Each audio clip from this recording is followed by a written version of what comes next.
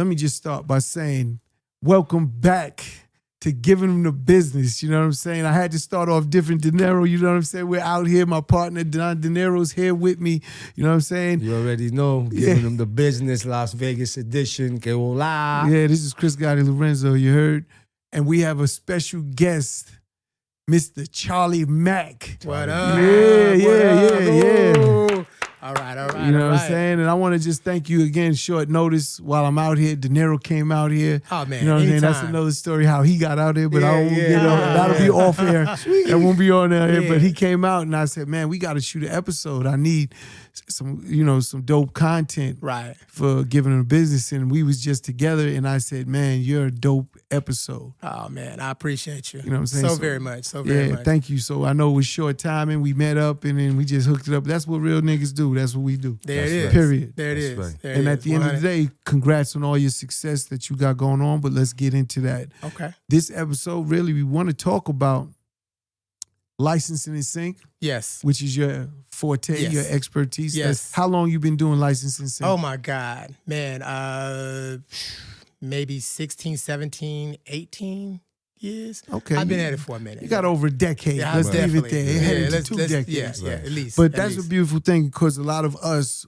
people of color, we're not in that. Not at all. That we're not in that space. So I love when you was telling me about it, that to see that that's a big deal because I know how hard it is to get into that space. So the funny thing is, initially I was trying to sell beats. That was my initial. So you're a producer. I'm a music producer. I produce a lot of music, like tons of. I have over. How many songs you got? I have over 7,000 registered titles with BMI. Registered. Wow. Yes. Whew. Yeah, I'm making new music all the time. I'm a machine for real. You know what I'm saying? 7,000. Yeah, By yourself. By That's a myself. nice number. That doesn't include That's all a the nice other artists number. that I represent. Those are Yeah. good residuals. Those are great residuals. My royalty statements are over 100 pages. Let me long. hold some. You can hold what you need. What you need. We'll talk off Let's air. talk, man. Yeah, offline. Yes. Okay. So no, for real. I've been at it for a minute, and the course of it has changed my trajectory as a business person. So initially, like I said, I was let me just, I like to make sure we're clear for the audience when they hear it. Yes. So basically you're saying what changed your trajectory of your business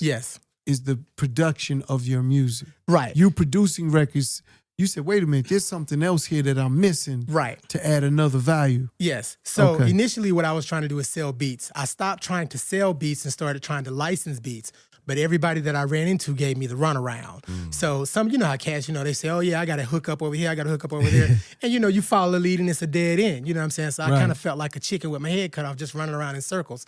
Eventually I ran into a company that actually gave me a shot. And it was something that I submitted to through the internet. Ironically, the internet has been like monumental for licensing and sync and all of that because the internet changed the whole game with that. Totally, because it gives you access to people that you would not otherwise be able to reach. Like you're sitting there, I'm sitting here, you could be in New York, you can be in France or whatever, but all it takes is me to tap in on my computer and say, hey, hello, how you doing? What are you looking for?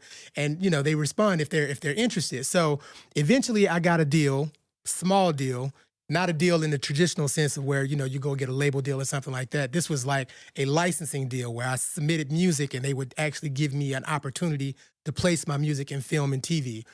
Initially, it was like me trying to find an outlet because I had all this music. I had been producing music for all these different independent artists who wasn't trying to do shit. They weren't trying to do nothing. They'd rather go spend money on weed and hoes. Gucci belts. Right, a Gucci belt. So they can't even afford Gucci belts at this point. They ain't even know what the damn Gucci belt look like at this point. You understand what I'm saying? Belts. Fucci belts, whatever. You know what I'm saying? But they rather go spend money on frivolous things as opposed to investing in their craft. And that's something that I had to learn early on is that you have to invest in yourself if you really want to succeed in anything. Right. That's the reason why Kobe Bryant was so dope. Yes, that's the reason why skin in Michael the Jordan game. was so dope. You know what I'm saying? Because those guys invested in their craft. The greatest in the world invest in what they do. Yeah, you know? LeBron James. He spends how much money in doctors? A million a year. Yes. Just to make sure he's in. Just to make sure his health for is the good. longevity of Right. it. It's funny. I deal with athletes, and just to say what you're saying, because there's so much that goes into that because their window is so small. Right. And I can say the same in production, right? Sure. You know, the greatest producers don't continue. Right. They might do different things, Right. but they're not at that level anymore. Right. They had their window that they was really dominant, let's say. Yes. And with athletes, that timeline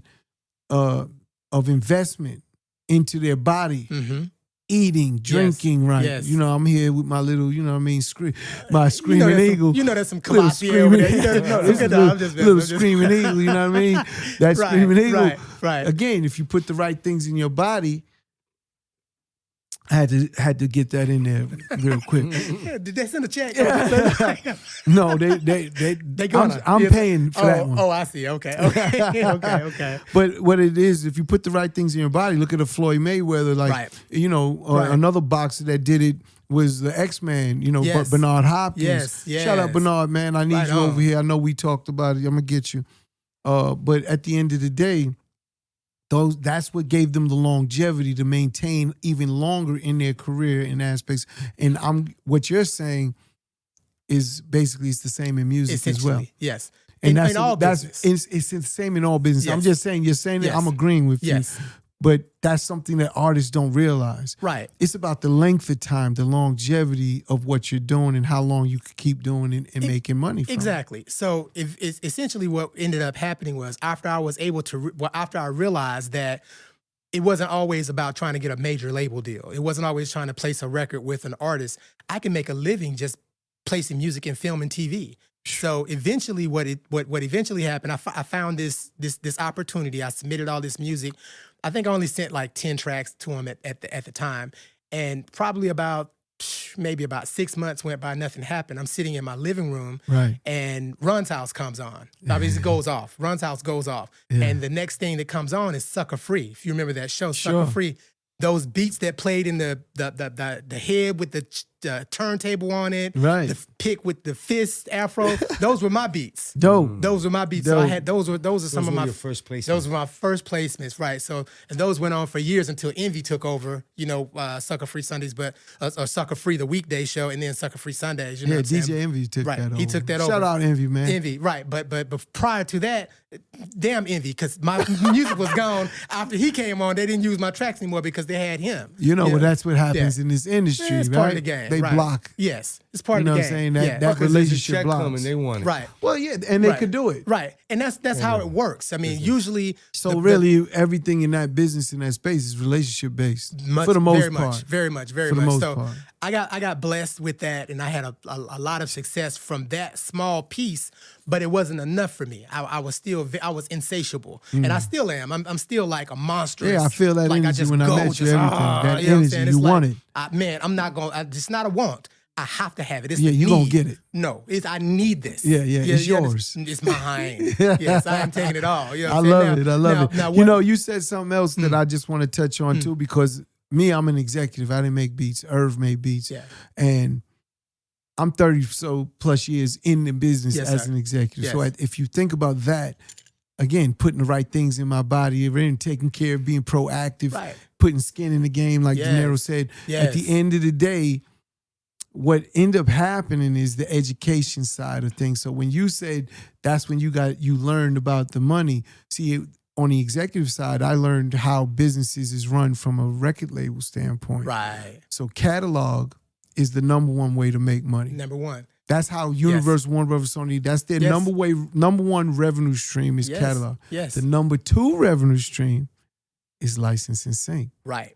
And people don't know that because they think it's the artists, right? Right. The money they get from television and movies was the number two bucket of revenue. Yes. Right? Yes. And that is huge. And you're saying you tapped into that as a producer, and that's why it's so, let's say, eye-opening to you. Right. And awakening, because you said, man, I can make so much money doing just this. Without chasing down, trying to sell a beat, getting an artist to like your music. Or J. Cole or whoever. I don't have to chase them. Right. In fact, they chase me. You know what I'm saying? In a sense, the artists are looking for me now because I've used all of these different resources that I have to move myself into different positions. Yeah. So I kind of played a chess game. So I take one piece, I move it over here on the chessboard, and now I'm the knight or something. So I'm no longer a rook anymore. You know what I'm saying? Or now I might even be I think I'm king now. You know what I'm saying? I want to say you want to be the queen but I don't want to say that. Look. No, but the queen move everywhere.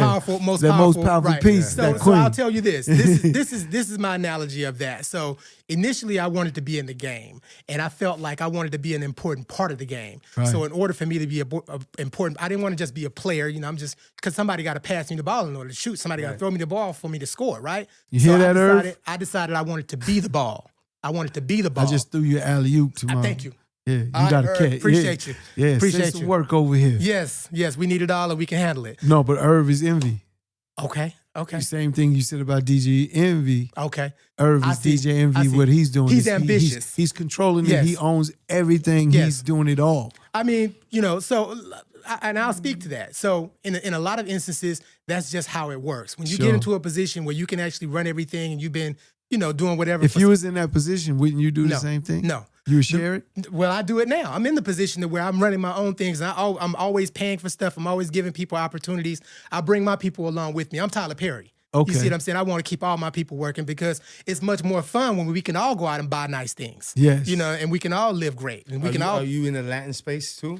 I love all music. Yes. Because that's yes. No, he could no, do we it talked too. about it. Yeah, we already talked about it. Yeah. Okay, that's why I was like, because that's where he was talking about. I'll give you an example. Chris knows, I'm the president of his Latin division, but the reason why is we're the most underserviced community that has, money, power, we're extremely brand loyal. Yes. And I say that all the time, when regardless of whatever happens, it doesn't matter the laws that are passed in this country. It's kind of, we still, it's a lot of different dynamics. So I'm always trying for my position of leadership, tap in and associate myself with those who can move and shake and give Latinos more opportunities, right? And still make money. Because I think and I say this to him all the time, I think that in the urban space, I've watched African Americans give Latinos more opportunities than other situations in the sense of features. When Drake does a feature with Bad Bunny, trust me, it's going. That helps. Yeah. Well, that helps the whole Latin also community. Helps Drake in the sense Bad Bunny has a unique fan base. Right. Of even I think Kanye was saying that in his interview. We're studying this guy because of the type of. Remember, he's the #1 listened to guy on Spotify. Period. Yeah. Right? And it's because that loyalty. I told you he won. We did a whole episode on Bad Bunny because he's business. And he won, again, when I watched the MTV Awards, and he won the biggest, for the overall in America. He got an MTV movement for the best. But for the best artists in the United States. We're in the United States here, people. And he won. I said, if every Latino is not going crazy, seeing that the opportunity is now exactly what he's saying is here. I got a text with my nephew from that same moment when he did that. Right. Yeah. Shout out Oscar. Yeah, even when so my nephew's big time general manager in this game, in the Latin game. We in the space. We've been in this game we turned him into an exec instead of a rapper. So and he told me the minute he called me, he goes, get ready. Every major exec is gonna cut a check. They want another Bad Bunny. That's a fact. And what happens is they'll spend millions and millions of dollars so they find one because one guy will then build. Bring it all back. Right. But that's opportunity. That's why one wins is the number. It's about opportunity. And when they see that, the fact, you know what it takes to put together that MTV show? To actually say, because they know who's winning before they win it, because they gave it to him, the award. Oh, yeah, while he was performing. Guess who gave him the award? Carmelo Anthony in Yankee Stadium. Wow. And they did it because Carmelo is Puerto Rican. See, it's cool to be Latino now. Now you can come out the box and say, yo, my great uncle was Puerto Rican. Yeah. So I'm Puerto Rican. It's dope, though, because now it's you're kind of connecting the dots and the roots that we're really all part of the same tribe. Absolutely. Doesn't matter. The languages been mixed, but we're all part of the same tribe, and we're all looking for the same thing. Better our families, better our lives. Right. And take this American nightmare and turn it into a dream. Hey, I'm telling you, So, no, I totally agree. And yes, there's plenty of opportunity there. There's always someone looking for, like I remember some years back, there was a company I was working with was looking for a Daddy Yankee song. I didn't have one, but they wanted like Gasolino or something like that. Yeah, definitely. $150,000 to license this song. You know what I'm saying? And it could have been one of your records. You know what I'm saying? At that point. So you mentioned to license the song. So that's not the end of the money.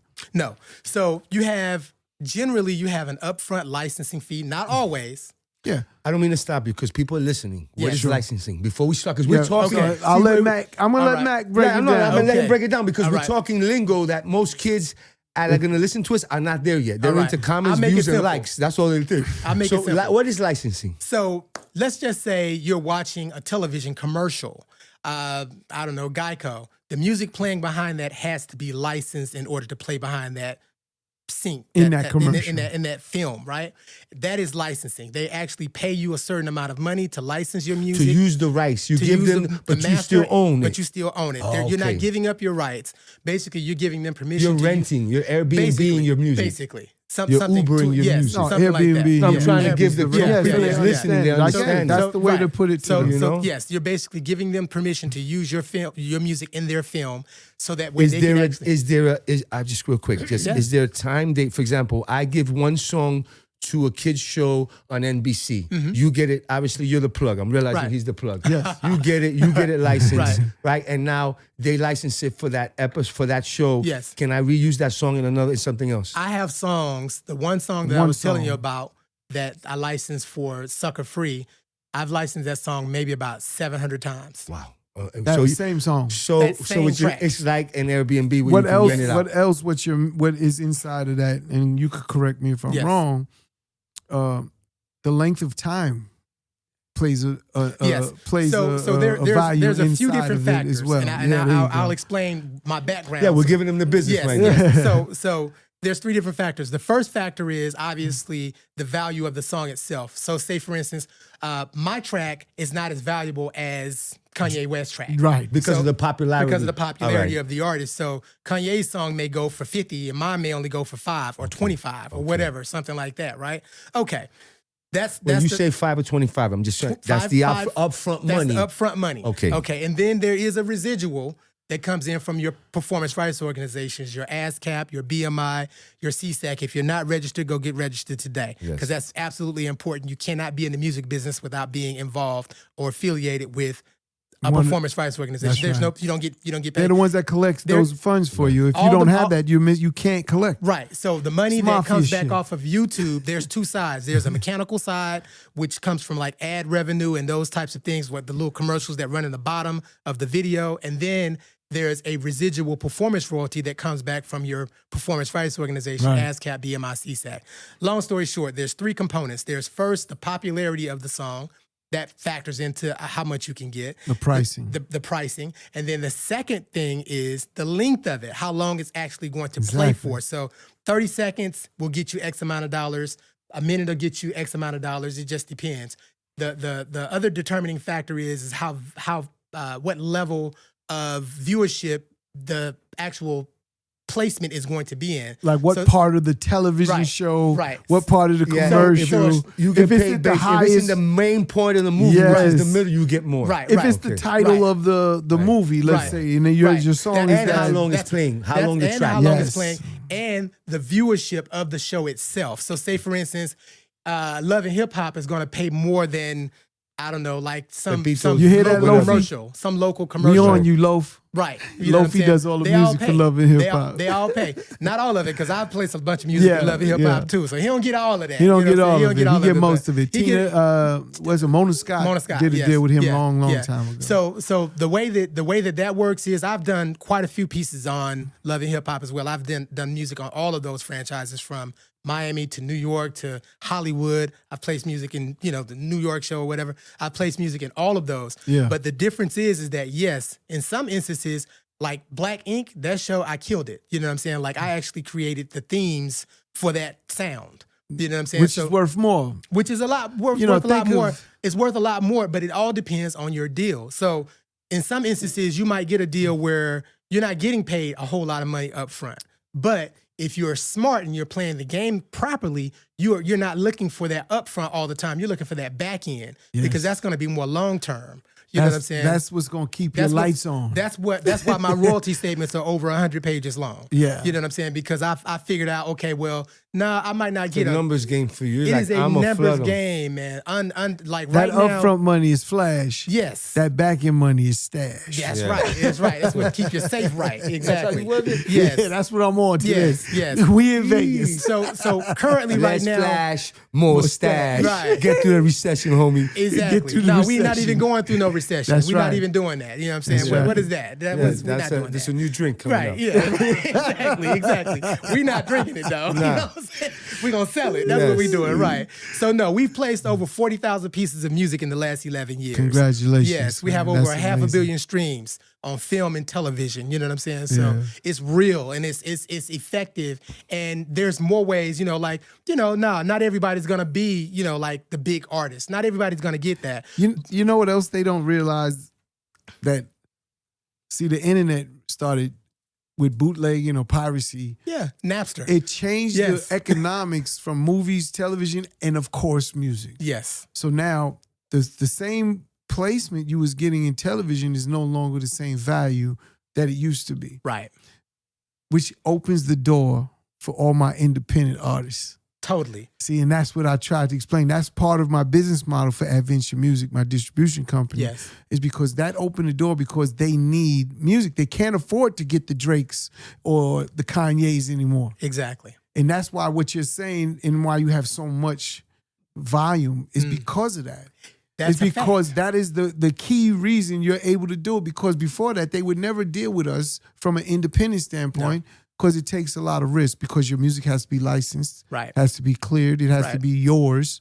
It cannot be a replay. It can't be none of that. And it can't be a replay of the same song unless you cleared it. Right, exactly. As a cover. Right. If it's not a cover, it's an interpolation, which is just like a sample, and you cannot use it. You got to pay for that. You have to pay for it to get the rights to it, to actually sell it to or license it out to someone else with like a TV show or movie. Yes. So the internet helped this business so much from an independent standpoint. Absolutely. I can't really give up all my secrets because people is watching me all the time. These other distribution companies. Mm-hmm. But there's a lot that I have set up for this aspect, and you will definitely be part of that. Well, I appreciate the invite, brother. You definitely I love it. So essentially, at the end of all of this, all of these things have led me to become a music supervisor. Currently, right now, my first job as a music supervisor was on a film called "You're Nobody Till Somebody Kills You." I know that's right. It was a play on Biggie song. You know what I'm saying? It was directed by Michael A. Pinckney, executive produced by Spike Lee. That was my first job. Okay, Spike. Right. My first job as a music supervisor. So I was able to place a lot of indie music, and that's how I built my business off of independent music. Like, I don't really have a lot of mainstream records in my catalog. And catalog you mentioned earlier, that is definitely it. I move catalog, so my volume is... if anyone listens, these independent artists listen, I always like to touch in when I hear certain things to really hammer it home because I know my audience. And these independent artists that I'm dealing with that's listening, they should realize you could build your career without being a Drake or a Kanye. Yeah. I'm not. Listen, the foreign you pulled up in, you understand what I'm telling you? Yes, like, sir. they could do this. It's a body of work. It's work. They can make a living doing what they love if they learn the doing business. what they love. He This is learned what the you business. love. Yes. And this is what I'm trying to explain to them and why they need to deal with Adventure Music and fuck with this podcast, Givin Them The Business, because the education that's given out from real people. Not, again, I have nothing wrong with other podcasts, and I see these big, huge stars. It's a great place. Yes. But it says a lot more to me or to someone else when I see it from someone hasn't had that level of exposure or success. You have your own level of success from your way. Yes. And doing fine. And out of the mud. Creating a blueprint and not stopping. And then you could tell the energy and enthusiasm, because when you're doing what you love, he got that and energy. you're successful, then that's when you also turn around and give other people opportunities and try to help. Right? That's the key. So I commend you for that. To find that lane. Very few people that we interview, well, most of them are in that lane. Yes. Right? But they're not as, let's say, famous, because fame ain't everything you want, by the way. Sure. I don't want to be. No, I think you're right. I like going to the store and we people did not a bothering record. me. You know what I'm we saying? did a record called Get the fortune, fuck the fame. Right. Because people, you become a target as a famous person. You become trapped in your own fame. Yeah. You can't do certain things. You can't go certain places. You know, they be looking at us like, you know, hey, damn, I wish I can go to the movies. They can't go to the damn movies. It's a paparazzi. Simple things they can't do. Things. They can't even go to the damn bathroom without somebody asking them for an autograph. It's a gift and a curse. It's a gift and a curse. It is. So I'm pretty sure they're not. Be careful what you wish for. Yeah, it's a gift and a curse because they get a lot of perks too. Look. So yeah, no, I'm very comfortable with what I've done and what I'm doing. I'm continuing on that path. Currently, I'm working on a film with Viacom. It's called Hip Hop Family Christmas Wedding. It'll be out on VH1 the 30th of this month. Starring MC Light as the mother. Redman plays the dad. Terrence J plays a son. Shout out Terrence. Yep. Soraya McNeil plays a daughter. Kerry Hilson plays a daughter. Neo plays a boyfriend now, you know, becoming a husband. Yeah. Let's see. Bow Wow is in this. Man, the whole family's over there. Yeah, we got Neo, Cassie Bow in there. Wow, Cassie. Oh, Cassie's man. in there, you know what I'm saying? It's the whole family. That's dope. The Simmons sisters, Vanessa and Angela. That's family. That's nieces. My nieces. Toya, what's her name? Lil Wayne's baby's mother. Toya. I know you're talking about. Yeah, I can't. I'm sorry. Toya I'm bad with names. I think it is. But anyways, yeah, she's in it. A few others, man. It's a lot of cameos. Just let me know when I come on set. That's a family reunion. Well, right see, that's what it is. So the film is already done. Oh, it's shot already. Yeah, it's coming out on the 30th of this month. Oh, it's for Christmas. Like I'm like, if you see my phone Is over it here, a Christmas movie? It is a Christmas movie. Nice. And you know, I hate to even admit it. I hated Christmas because I was poor. You know what I'm saying? I grew up poor. We didn't get shit. You know what I'm saying? Like, you know, we had to share toys and stuff. You know what I'm saying? Like, and clothes. Here's y'all gift. You know what I'm saying? And here's your shirt or well, here's it ain't your like pants. that no more. You know what I'm saying? It ain't like that no more. I used to have to share shoes and pants. You know, you wear the pants today and I wear them tomorrow. You know what I'm saying? Me and Irv was never the same size, but he was wearing all my clothes. He got your hand-me-downs. Yeah, of course. Yeah. I mean, but that's how we grew up. But now I live a totally different life. Now, you know, most of the stuff, you know, I get is coming from overseas. I'm buying stuff and it's being flown over here and I got to go pick it up somewhere. Oh, you on some other shit. I'm on some other shit. Yeah. Totally, yeah. But I love it though, you know what I'm saying? I'm like real big on stuff from Italy, you know what I'm saying? So Italy is like one of my things. I get Italian shoes, Italian jewelry, Italian clothing, whatever, you know what I'm saying? If it's coming from there, I'm probably gonna buy some of it, you know what I'm saying? Yeah, you know, but that's my life now. When growing up, hell, you know, I was on welfare. You understand what I'm saying? I mean, like, I was embarrassed to get the damn government cheese. You understand what I'm saying? Like, and it never melted. It never melted. You could set it on never fire. melted. Set it on fire. It's like, what kind of cheese is this? It's the kind you're not supposed to, the kind that's gonna kill you. It's gonna clog up everything. How's it going down? How's it going down? Right. It never melted. Yeah. So, you know, but I thank God, you know what I'm saying, and all of the people that have contributed to, you know, my rise in my lane and what I'm doing. I am self-contained. I am a made man on my own. I owe no one, and I have so many people that owe me. You know what I'm saying? And it's not gonna change. You know what I'm saying? Like and me being a music producer, I can, like, just recently, a partner of mine, he's coming up next, Raphael RJ2 and myself. We actually were blessed to get Kool Mo D to come out to Vegas and record with us and work with us. We're actually producing on 3 different projects with Kool Mo D. Nice. You know what I'm saying? So, and Kool Mo D, as you guys know, he's the original battle rapper. You know what I'm saying? He's the legend. He was one of my favorites. I mean, he's a legend.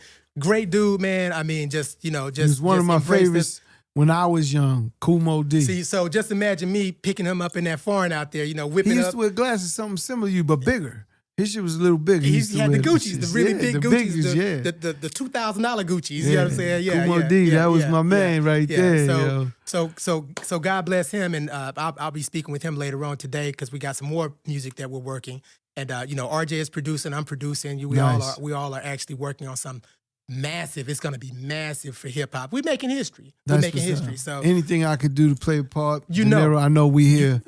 We here to help. You know I'm coming for it. Yeah, you know what I'm saying? That's a fact. Yes.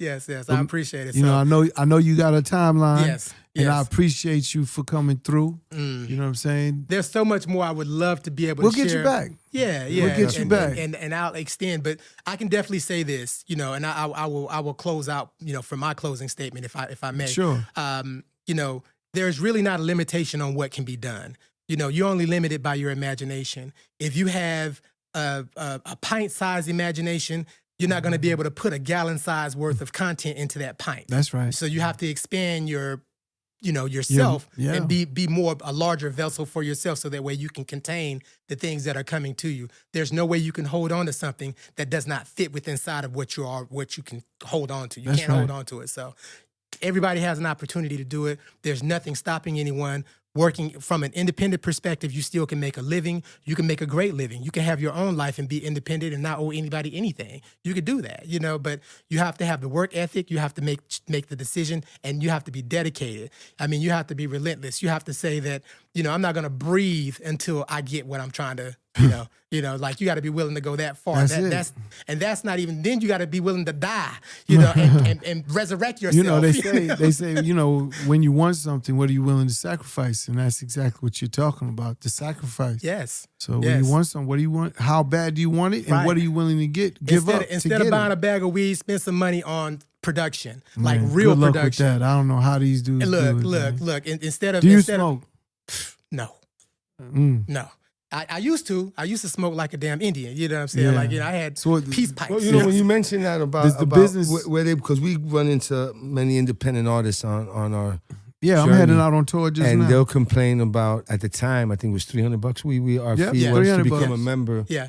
And they sitting in front of you with a pair of Jordans or Gucci belt, right? On things. So you're realizing the priority of where they're spending their money, the skin in the game. So it's not like they're wasting money. Because I know we know guys who give you $100,000 for production, and they're getting to the back, so they have their money. What you're saying is, I get what you're saying, prioritize. Know where you're spending your money if you want to make it. Don't sit here when they charge you. Because producers have it bad where artists want everything for free. Right. And that's right. That's producers common. have it bad. And then with the artist, the producer makes the artist the beat, the artist blows up and never mentions the producer. Exactly. On the radio, nothing. Never hear about the artist is gone. Yeah, I'm just saying, but that happens all the time. Yeah, every day. Every day. So, but I think it's just their priorities. I think part of our culture in hip hop is fake it till you make it. So I charge. I charge $250 an hour for consulting. I'm also a paralegal. I do all kinds of contracts. I have attorneys that call me and ask me for pointers. And I don't have a degree in law or anything like that, but I've studied to the point to where I am official 100% in everything that I do. There's not a question. There's not a question. $2,500 a month to hire me to consult, and I have a waiting list. I have people calling me trying to get in. I'm not ready to accept them yet, That's right. Much like some you got a producers bandwidth. I know you have that don't accept bookings because they so damn busy. Yeah. I'm not gonna say no names, RJ. But that's how it works though. That's a blessing what it though. is. Yes. We are all blessed to We even all be here, blessed, man. breathing here. That's right. And sharing and fellowshipping the way that we are. Man, again, I want to thank you for your time, your energy. I hope I don't owe you any money for consulting. We'll talk about that offline.